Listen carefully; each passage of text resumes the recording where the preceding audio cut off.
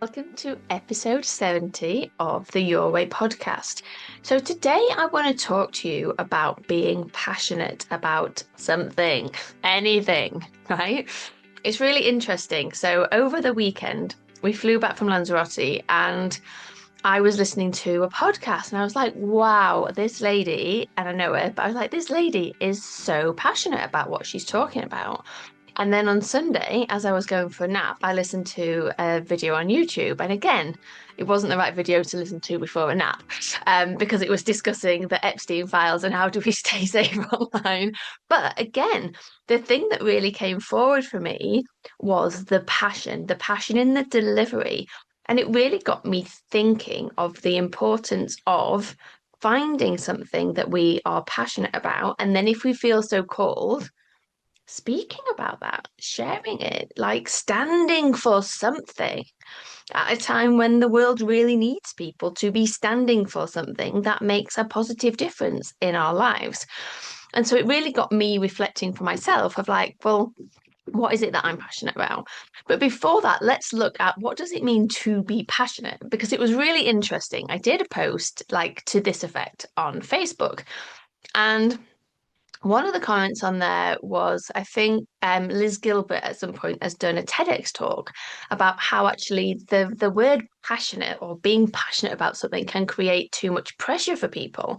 And so instead she posed the alternative of what can you be curious about? And all due respect to Liz Gilbert, love her work, love her books. I think it's time to get passionate, people, right? I think we should be passionate about things. I think we should be passionate about our lives. I think we should feel lit up and passionate about what we do and how we spend our time and how we feel about ourselves. Because, like, what's the alternative? Apathy? Like, I'm just not here for it.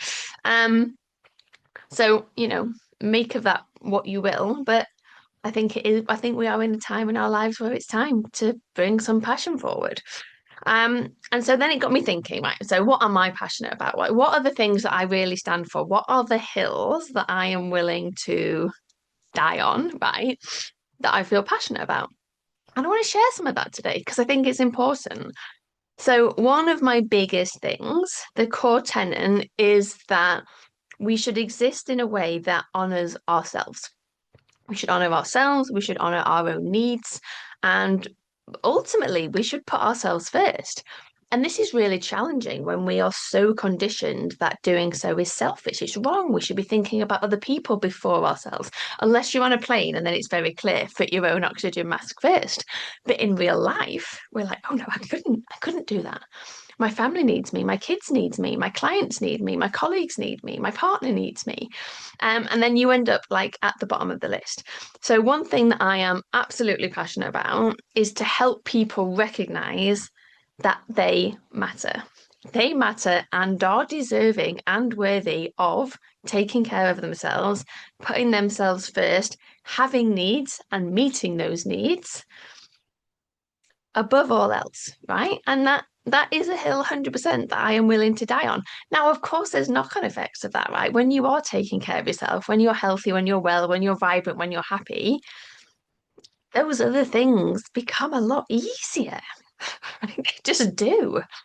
You're not resentful, you're not knackered, you're vibrant, you're energetic, you've got the capacity for these things.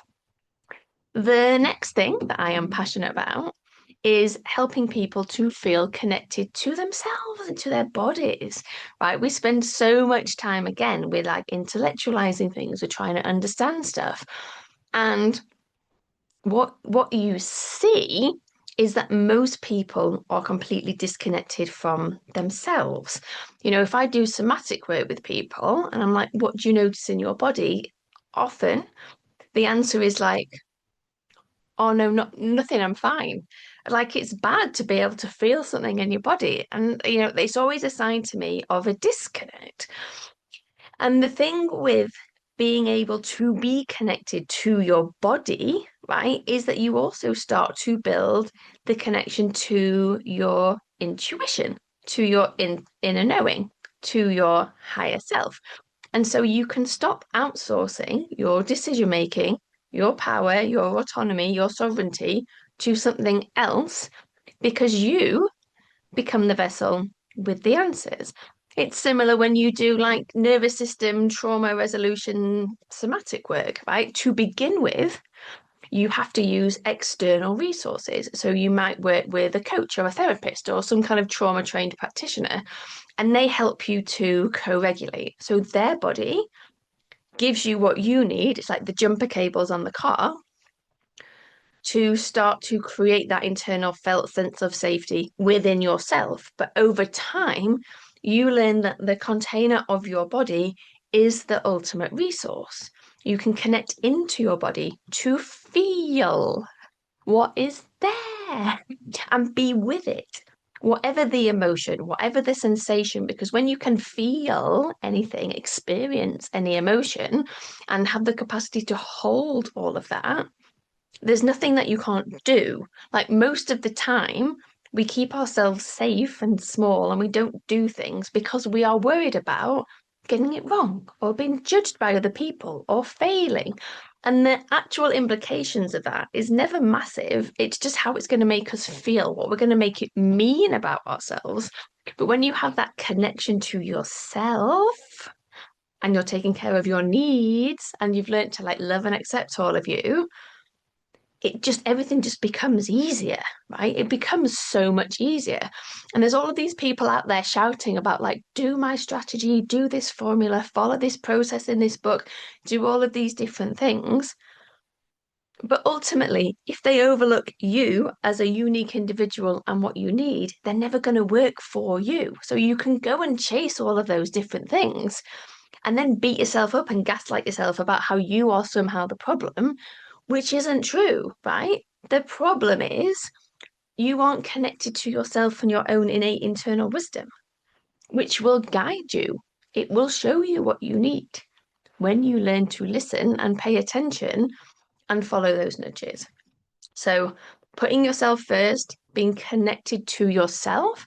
And then from that, so when your nervous system is kind of regulated is a funny word, right? Because we don't always want our nervous system to be regulated because people sometimes think that means calm all the time. But when I say regulated, I mean if something makes you angry, can you react and be angry? If something makes you upset, can you react and be upset? If something stresses you out, can you be stressed about it? But then can you come back into equilibrium?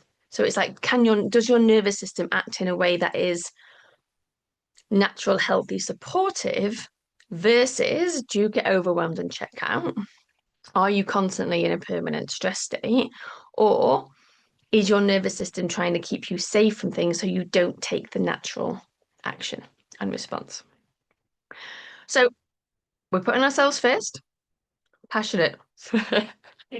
We're learning to connect to ourselves, to create safety in our body so we can connect into our own internal sense of safety and innate wisdom. Step two. And then from there, it's also about, okay, so from this place, how do I start to live my life in line with my own natural rhythms and what I need? And can we bring in some external stuff around this? Can we work with nature? Can we pay attention to, well, what are the seasons doing and how does that match to how I feel and how I might operate? Can we look at if you're a woman, it was a menstrual cycle. Where am I in my cycle? What does that mean for me? What are my hormones doing? How do I best support myself from this place? Then we look at the moon and astrology. Like, where's the moon at? What are the planets doing? What are the different things that actually might be impacting me? How do I how do I navigate that and work with that and use those energies to support me? Not that we ever want to outsource our power to, oh, Mercury's in retrograde, so I can't communicate and I can't make any decisions and everything's terrible. Not what I'm saying. But it's can we start to do all of these things and work with all of these things? And then, so that's the third thing, working with nature, working with our own natural rhythms, really reconnecting back to our own internal rhythms, and honoring those, which feeds off the first two. And then the last one, because I don't want this to be a long episode today, the last one for me also is can we connect into a form of guidance that supports us? So often clients are like, I'm going to put this out to the universe, or I'm going to trust in the universe. And it's like, yeah, but we trust in the universe by creating sufficient space, slowness in our lives that we can receive the guidance from the universe and then take action. Now, for me, love me a bit of meditation, love me a bit of breath work. But for me, my favored modality, because I don't have to work on it at all, it just happens, is to work intentionally with the dream. Right. And the more intentionally I work with the dream, and the more I write down my dreams, and the more I set intentions before I sleep, the more that kind of cosmic guidance comes through. So there is a school of thought, and you will know this if you have done my Dreamtime class. And if you haven't, you can grab it in the show notes for £19, which is about $25, depending on today's exchange rate. Is there is a school of thought that actually our dreams are cosmic divine guidance coming through, and that the dream comes from the star Sirius.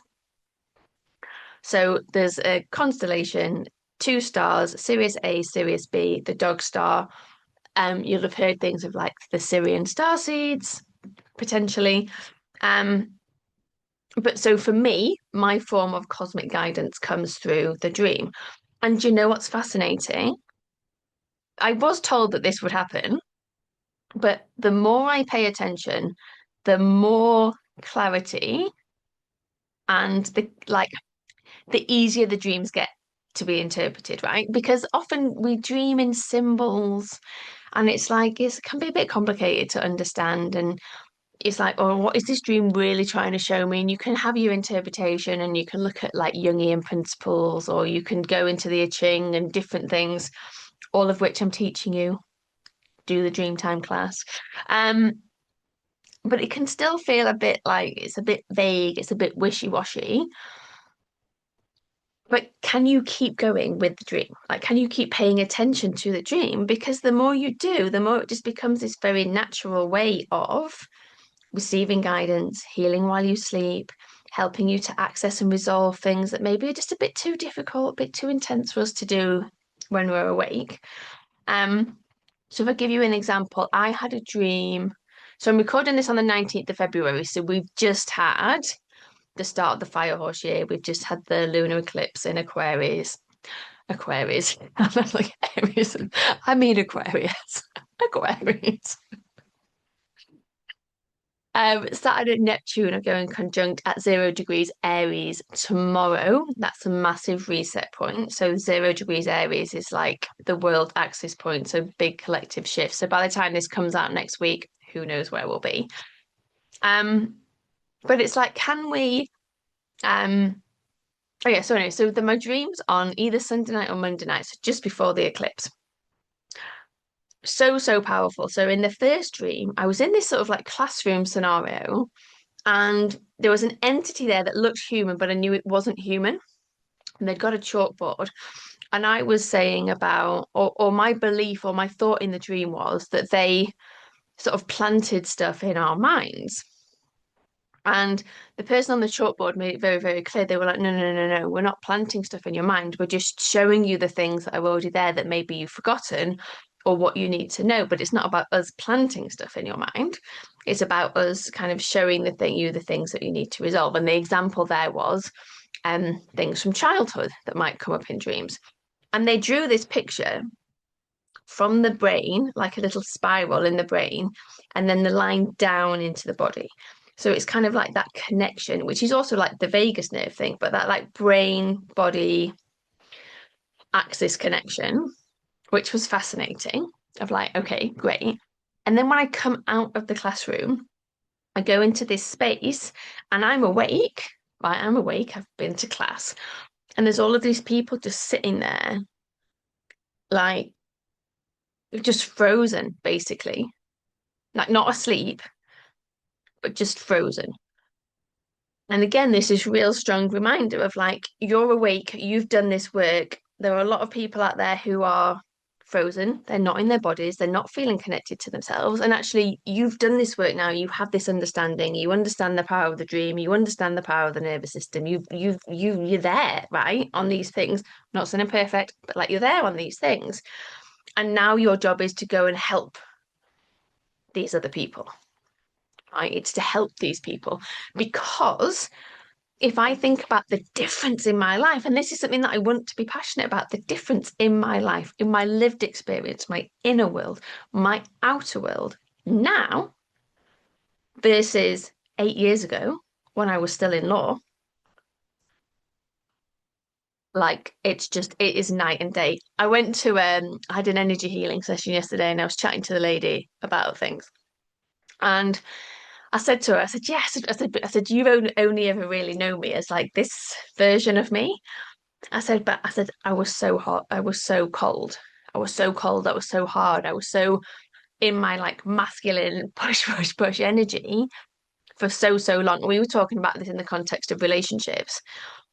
And I said, I said, it's interesting when we talk, when you're talking about it. I said, because I was always the more masculine one in my relationship, and that was the more feminine. I said, and it was only when I allowed myself to be more feminine that he was then able to step into more of that masculine role. Um, which is just fascinating, right? But 8 years ago, I hated my body. Like, and I was in real good shape, right? I was in real good shape 8 years ago.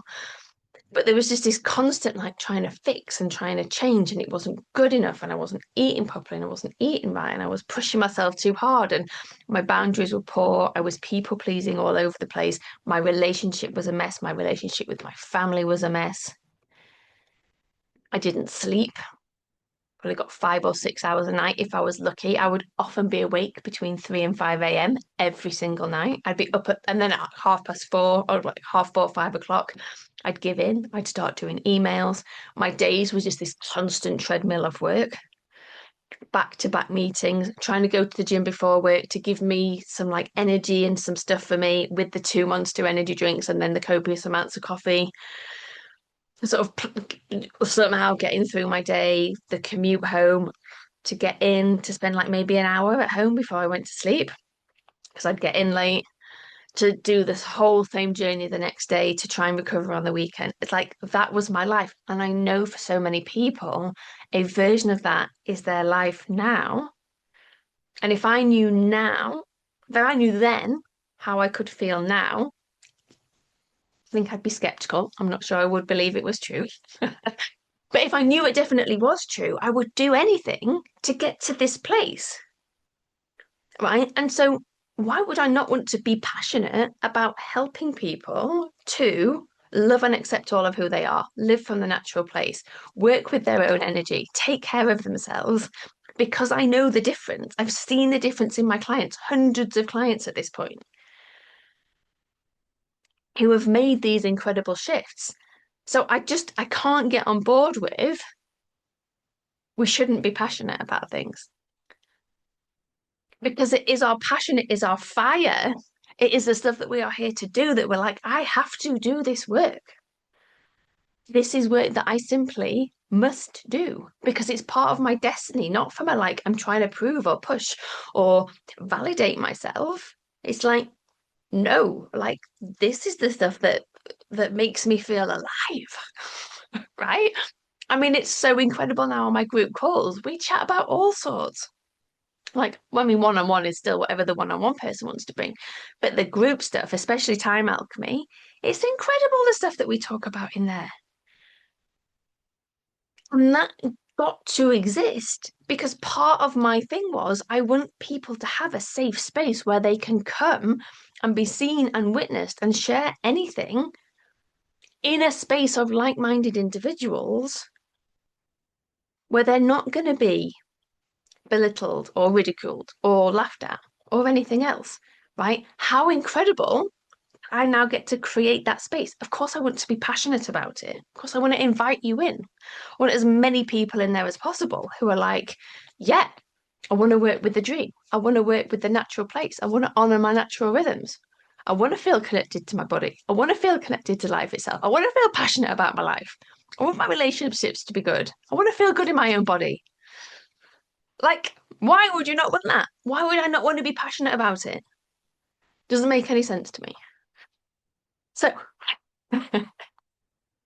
as we come to the end, some stuff I want to point you towards in the show notes because there are many options to get some more of this stuff from me. So, the Dreamtime class I've already mentioned, that is a masterclass in why we dream, the power of the dream, different approaches to the dream, some symbolism in dreams. So, like if you dream about houses or rooms in houses or water, like lots of things that can come up, past loved ones that have passed.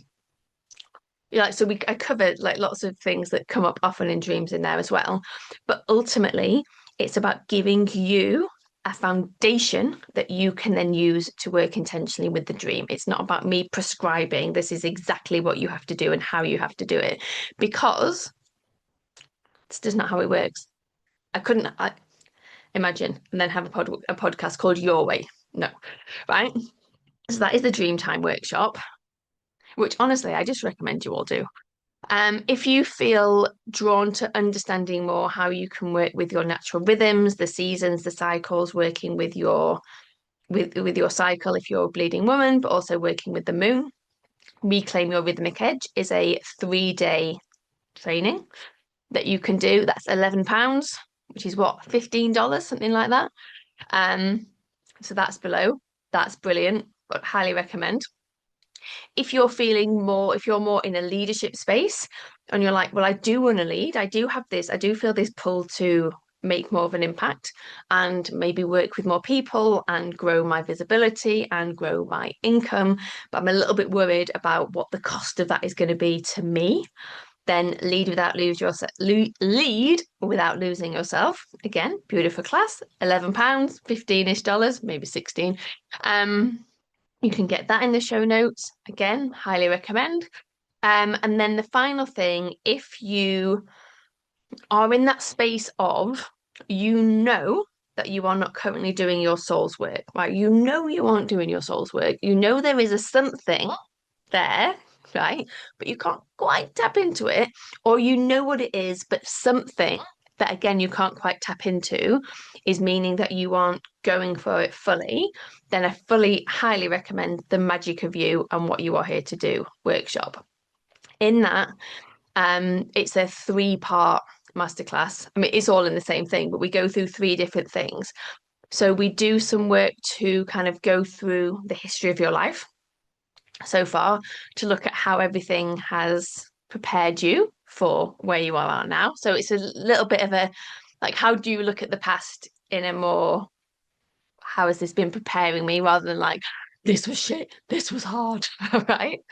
Then we do a like a journey meditation where you go and you access your mission, what it is that you're here to do. And that's beautiful. It's very, very powerful. It's amazing what comes through from the subconscious when we slow down enough to look.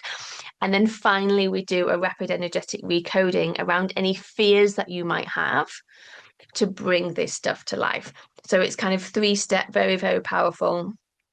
You know, what's my hero's journey or heroine's journey that's got me to this point? How has it all been perfect? So that's very healing. Actually, a lot of people have said how healing that is to go through your life in that way. Um, Connecting into your mission, seeing what guidance wants to come through once you're in your body. Um, and then actually doing some work to move through any of the fears. And again, it's £11, right? So you can access all of those things. So the 3 classes together for not under £50, just about £50. I did do maths, but it was a while ago. About £50, which is probably, I don't know these days, $65, $70, something like that. Highly recommend.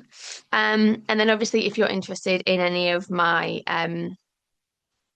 longer programs, you've got the Time Alchemy membership, which is beautiful. If you do the Dream class, do that first because you'll get a code for a discount on Time Alchemy.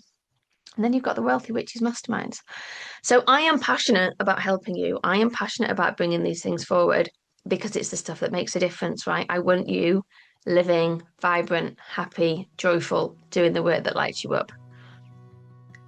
Have a think about what you might be passionate about. And if it has an outward focus, because you could just be passionate about yourself, right? Being happy, enjoying your body, being healthy. Great thing to be passionate about. But if it has an outward focus, start to think about and pay attention to what is it that is currently inhibiting me from doing this. Because all of the work's amazing, and then we have to take action. So I hope you enjoyed this episode. Please feel free to share it with someone else that you think may get something from it. Come and let me know what your takeaways are. And I will see you next time.